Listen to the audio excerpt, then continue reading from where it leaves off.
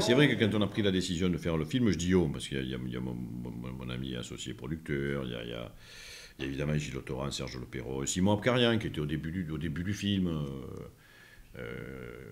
Quand on a décidé de faire le film, on s'est dit, quand même, je pense que la première fois on s'est réunis pour en parler, pour dire on va y aller, on s'est dit qu'il fallait faire effectivement un film populaire. On s'est dit que c'était pas la peine, on n'allait pas raconter ça, ou utiliser une forme qui fasse qu'on raconte ça aux 150 000 personnes qui connaissent déjà cette histoire, qui la connaissent aussi bien que nous. Je veux dire, c'est pas, il y a une espèce de bon. Donc il fallait trouver effectivement moi je disais, d'ailleurs je dis toujours, je disais pour rire, il faut faire un film d'aventure, d'amour et d'action. Voilà. Donc on s'est dit, il faut que... Mais on se disait ça vraiment avant de commencer à écrire. On s'est dit, n'hésitons pas, on trouvera les moyens qu'il faut, mais il faut que les autocars explosent, il faut qu'il y ait des scènes d'action, il faut qu'il y ait des scènes d'amour, il faut qu'il y ait les moyens, voilà, oui, de la chair et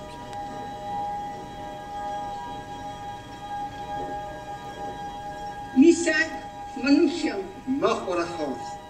Joseph Potchoff. Mort pour la France. Avant que ça se transforme, comme il est souvent dit dans le film, en armée, que ça se constitue en organisation, que ça devienne une véritable armée. Avant ça, effectivement, je voulais quand même les montrer, eux, tout seuls, bon, évidemment, Elec dans la cour du lycée, qui dessine des faucilles et des marteaux, ils deviennent dingues. Et je crois que cette histoire est vraie. Enfin, elle est racontée par sa mère, mais je crois que si on ne lui avait pas enlevé le gamin des mains, il aurait peut-être tué tout de suite. Hein. Il aurait étranglé peut-être, voilà, cette espèce de rage, quoi, je veux dire, ceci dit, de rage devant la saloperie, quoi, je veux dire, bien entendu, de rage devant cette horreur, quoi.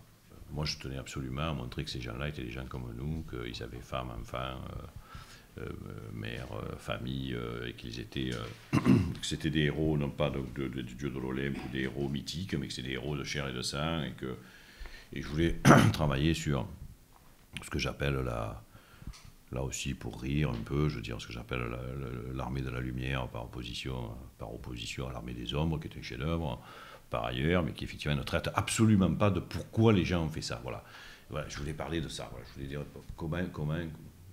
comment on en arrive à ça, comment on a une telle capacité d'indignation et de révolte pour arriver à rentrer dans la lutte armée et à faire des actes qui sont effectivement extrêmement bouleversants pour celui qui les accomplit. Je veux dire, là-dedans, je veux dire, personne n'a fait ça de gaieté de cœur. Mort pour la France. Émeric Glass. Mort pour la France. Maurice Fingerzweig. Mort Ça, pour c'est la la vérité France. historique. Hein. C'est vrai que la police française et l'administration française est celle qui a le plus collaboré de tous les pays occupés par les nazis. Voilà. Et je veux dire, bon, donc il n'y a pas à s'en flatter, il n'y a pas, voilà, évidemment, il n'y a pas à en avoir honte non plus, on n'y est pour rien, quelques générations plus tard, mais il faut quand même, il est bon de le dire. C'est d'autant plus vrai que, comme dit un des personnages du film, que c'est son vrai nom d'ailleurs, c'est Roté, il dit, mais si on ne s'en occupe pas nous, les Allemands, c'est une armée d'occupation. Ils n'ont pas la police ici, ils ne connaissent pas le terrain, etc. etc. S'il n'y avait pas eu, effectivement, donc, c'est une armée d'occupation, c'est une armée d'occupation. Elle n'a pas la capacité, elle n'a pas ce qui se passait avant, donc les filatures, les réseaux, les indiques, les concierges, etc. etc. Donc s'ils ne les avaient pas, c'est une histoire vraiment typiquement française. En particulier la traque de la Moye d'ailleurs. Hein, voilà. Il y a même les Allemands fusillés, mais la police française les livrait. Sinon ils en auraient attrapé beaucoup moins. Et puis il y a même l'Allemand qui félicite le savoir-faire des Français. Oui, ça c'est pour le Veldiv. Eh oui, mais ça, le Veldiv, il n'y avait pas un seul Allemand, c'est vrai. Alors moi, je charge un peu d'ailleurs. Il y a un plan où il y a 5 ou 6 types dans le bus. Là. Il y a le plan avec tous les flics à l'arrière du bus et tout ça. Là. Mais c'est vrai. Hein. Il n'y avait pas un seul Allemand dans Mort pour le la Veldiv. France. Rino de la Vegra. Mort pour la France. César Lucerini. Mort pour la France. Alfonso Amadeo. C'était l'occasion, en fait, pour moi, justement, pour moi et pour Ariane, Daroussin, etc., j'aime pas l'histoire à transmettre, en fait, de travailler, donc, de confronter nos pratiques, ou alors de transmettre par capillarité, parce qu'on travaille ensemble, c'est pas transmettre un discours ou une théorie, ou je ne sais pas. En tout cas, c'est raconter une expérience, mais à travers une pratique commune à des gens plus jeunes. Et le film s'y prêtait admirablement, puisque comme on disait tout à l'heure, la plupart de ces gens-là étaient très très jeunes. Alors après, je suis allé chercher, bien sûr, des gens que j'aimais bien, j'ai procédé par affinité. Il s'avère que Grégoire, Esteban, le petit Ninet là aussi, qui a un tout petit rôle, mais qui est formidable, qui joue aussi avec eux. Par exemple, eux, je les connais moi depuis très longtemps, parce qu'ils étaient au lycée Claude Monet à Paris, ils faisaient du théâtre. J'ai joué, c'était un second, ils avaient 15 ans. Voilà, dans du Goldoni. Donc il y avait comme ça, parce qu'en fait, si vous voulez, je suis quand même dans ce monde-là en permanence, je fais de la production toute l'année, donc je suis au courant de ce qui se passe, des jeunes acteurs, des Lola Nema qu'elle avait joué avec Ariane dans Brodeuse. Sinon, bon. Après, Simon était là dès le début.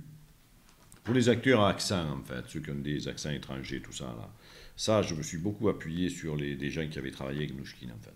Voilà. Mais ça aussi, je connais bien.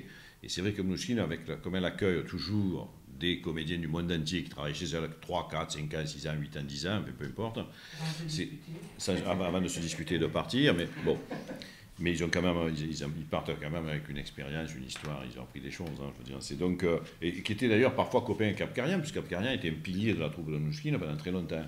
Donc je suis allé les chercher, et c'est évidemment avec l'avantage qu'ils ont tous gardé un accent, mais ils parlent tous très très bien français, bien entendu. Donc Petra a travaillé chez Mnouchkine, enfin, voilà. Et je suis allé chercher comme ça un petit peu, voilà les 3 castings, les jeunes gens, les anciens et les étrangers. Voilà.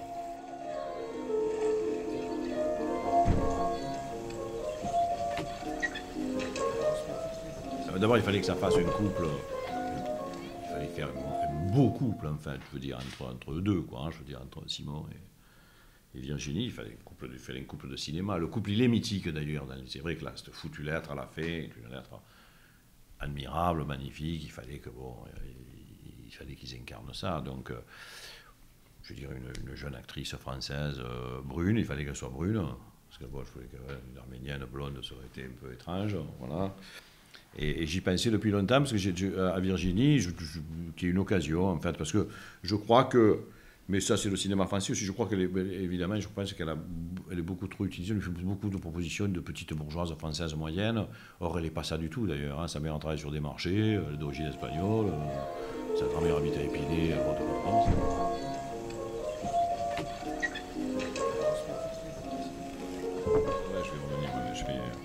Non, j'ai fait, grosso modo, les derniers temps, j'ai fait un film sur 2, un à Marseille et un ailleurs. Voilà. Donc la prochaine fois, c'est à Marseille. C'est autour de Marseille. Ouais. Donc je vais tourner l'année prochaine, je ne sais pas trop quand. Enfin, je pourrais, si tout va vite et bien, et puis si ça dépend aussi d'un état aussi de fatigue ou quoi, parce qu'avec la production et tout ça, enfin, je travaille quand même beaucoup. Plus ça va, plus je travaille. Donc c'est un peu...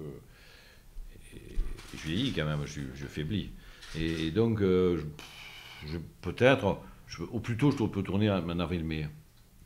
Au plus tôt. J'ai un scénario presque fini, là. C'est très librement inspiré des Pauvres gens de Victor Hugo. Le Pauvres gens de Victor Hugo, c'est le poème qui est dans la légende des siècles, en fait, où c'est les pêcheurs, là, en mer. Mais moi, il n'y a pas de pêcheurs et tout ça. Je regarde le titre et la chute, en fait. Et ça se passe aujourd'hui, ça ne se passe pas au 19e siècle chez les pêcheurs bretons, donc ni chez les pêcheurs marseillais. Et c'est des pauvres gens, en fait, qui ont une attitude... Mais lisez le poème, peut-être. Il se trouve sur Internet, dans la légende des siècles. Et à la fin, la fin du poème et la fin du film sera aussi de ce type-là. Ces pauvres gens accomplissent un acte absolument magnifique. Voilà, c'est un mélodrame.